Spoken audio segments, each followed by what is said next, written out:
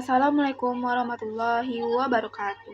Perkenalkan, nama saya Sonia Putri dengan NIM 242333025. Di sini saya akan mempresentasikan tentang media komunikasi perpajakan di era digital.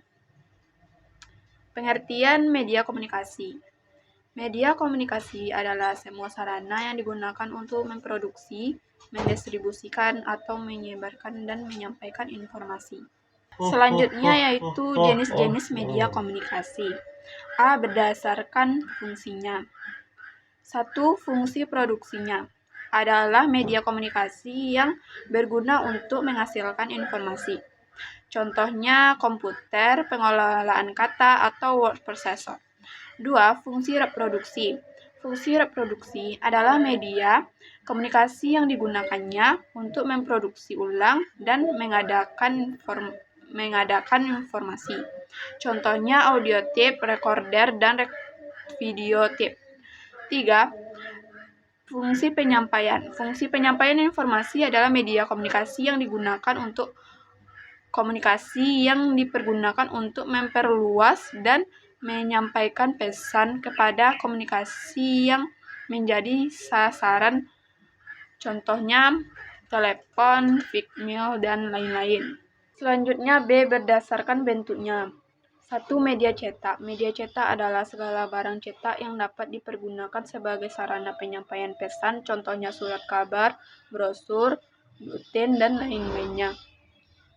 2. Media visual atau media pandang. Media visual adalah penerimaan pesan yang disampaikan menggunakan indera penglihatan, contohnya televisi, foto, dan lain-lainnya. 3. Media audio. Media audio adalah penerimaan pesan yang disampaikan dengan menggunakan indera pendengaran, contohnya radio, recorder, dan lain-lainnya. Yang keempat, media audiovisual. Media audiovisual adalah media komunikasi yang dapat dilihat sekaligus didengar. Jadi untuk mengakses informasi yang disampaikan digunakan indera penglihatan dan pendengaran sekaligus. Contohnya televisi dan film. C. Berdasarkan jangkauan penyebaran informasi. 1. Media komunikasi eksternal. Ialah media komunikasi yang dipergunakan menjalin hubungan dengan menyampaikan informasi dengan pihak-pihak luar. Yang kedua, media komunikasi internal. Media komunikasi internal adalah semua sarana penyampaian dan penerimaan informasi di kalangan publik.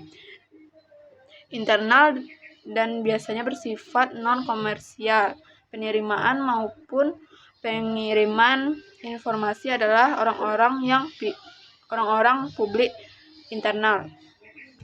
D. Berdasarkan kehadiran visi. Ada 2. 1. Media komunikasi siaran digunakan untuk menyampaikan pesan dengan memanfaatkan media televisi, pengeras suara, dan radio. Contohnya iklan atau promosi dan penyiaran berita. 2. Media komunikasi seluler digunakan untuk menyampaikan pesan pribadi yang diteruskan kepada individu lain dan kelompok kecil. Contohnya WhatsApp, SMS, telepon, dan platform chat lainnya. Selanjutnya yaitu manfaat media komunikasi perpajakan di era digital. 1. Meningkatkan efisien. Media komunikasi perpajakan di era digital dapat meningkatkan efisiensi dalam melakukan transaksi perpajakan. Yang kedua, meningkatkan kualitas layanan. Media komunikasi perpajakan di era digital dapat meningkatkan kualitas layanan yang diberikan oleh kantor pajak. Yang ketiga, meningkatkan kepatuhan wajib pajak. Media komunikasi perpajakan di era digital dapat menguatkan kepatuhan wajib pajak dapat dalam melakukan transaksi perpajakan. 4. Meningkatkan transparansi. Media komunikasi perpajakan di era digital dapat meningkatkan transparansi dalam melakukan transaksi perpajakan. Selanjutnya kesimpulannya, media komunikasi perpajakan di era digital memiliki peran yang sangat penting dalam meningkatkan efisiensi, kualitas layanan, kepatuhan wajib pajak, dan transparansi dalam melakukan transaksi perpajakan. Oleh karena itu, kantor pajak dan wajib pajak harus memanfaatkan media komunikasi perpajakan di era digital untuk meningkatkan kinerja dan kepatuhan dalam melakukan transaksi perpajakan. Oke, sekian presentasi dari saya. Jika ada kata-kata yang salah, tolong dimaafkan. Wabillahi taufiq wal hidayah. Wassalamualaikum warahmatullahi wabarakatuh.